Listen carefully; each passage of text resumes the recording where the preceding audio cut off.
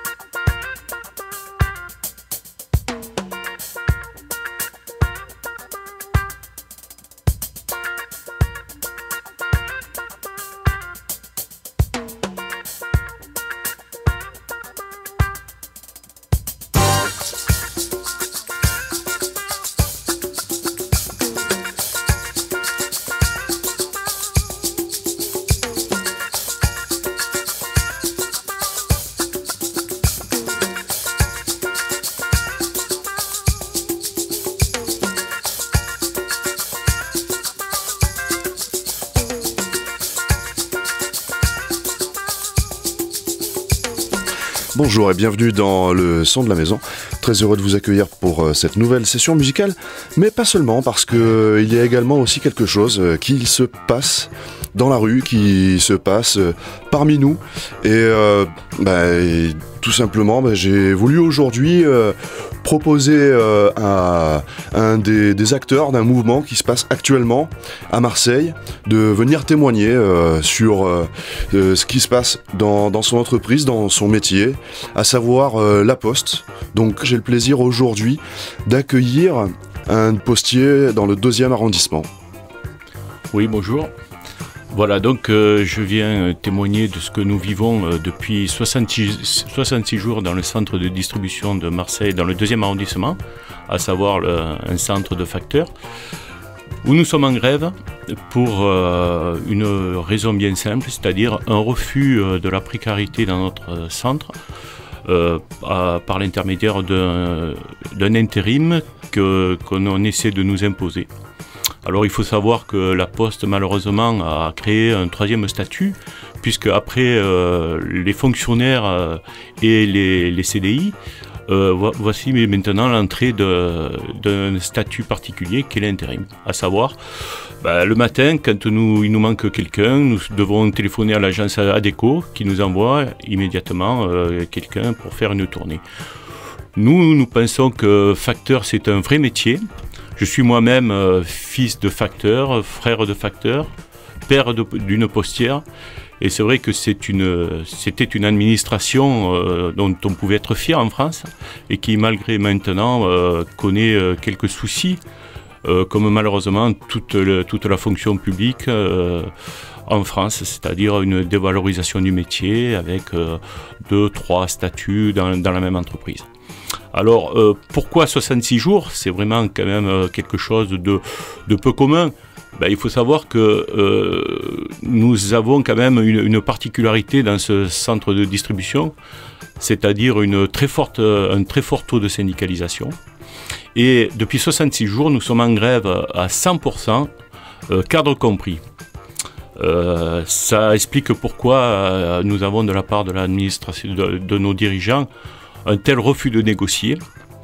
Et il est très rare, que ce soit dans le public comme dans le privé, qu'au bout de 66 jours, aucune négociation sérieuse ne soit entamée. La deuxième cause de cette intransigeance, c'est surtout qu'on a mis le doigt sur un problème de précarité d'intérim. Et la Poste ne veut absolument pas reculer sur ce problème. Alors, elle a beau dire par l'intermédiaire de ses représentants à la communication que 1% du personnel à la Poste est précaire. Nous pensons que c'est pas comme ça qu'il faut voir les choses. On peut dire que dans le 14e et 15e arrondissement, le taux d'intérim avoisine 30 à 40%. Et là aussi, il y a une disparité. Ça veut dire qu'on s'aperçoit que dans les quartiers défavorisés, l'intérim est vraiment entré en force, alors que dans les quartiers sud, on le connaît beaucoup moins. Et ça, nous voulons aussi le dénoncer. Alors voilà, donc nous nous battons d'une façon admirable. Jeunes, vieux, cadres, facteurs confondus, face à l'intransigeance, malheureusement, qui souvent est montrée par nos gouvernants. Et je crois que la Poste est un très très bon élève. Car en effet, jusqu'à présent, aucune personne à responsabilité, ou en tout cas avec les pouvoirs nécessaires pour faire changer la situation, ne vous a reçu ou simplement écouté.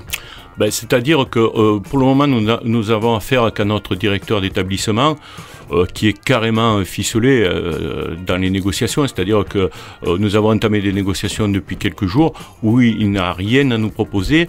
Et ce qui est quand même significatif, c'est que hier se tenait en Arles une réunion sur l'aménagement du territoire au niveau de la présence postale.